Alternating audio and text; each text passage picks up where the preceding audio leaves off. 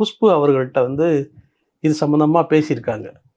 பேசி அவங்க சமாதானப்படுத்த முயற்சி மூலமாக சுந்தர்சியை வந்து குஷ்பு அவர்கள் நீங்கள் வந்து இதை வந்து ஒரு பெரிய வாய்ப்பு தானே நமக்கு, இதை வந்து பண்ணலாமே அப்படின்னா அவர் வந்து ஸ்ட்ராங்காக சொல்லியிருக்காரு. இது என்னுடைய பிரச்சனை, இதை நான் பார்த்துக்கிறேன், இதில் நீங்கள் தலையிட வேண்டாம் அப்படிங்கிற மாதிரி குஷ்புக்கிட்ட அவர் சொல்லியிருக்காரு. அந்த இதில் தான் அவங்க வந்து அந்த இதை வந்து எடுத்துட்டாங்க.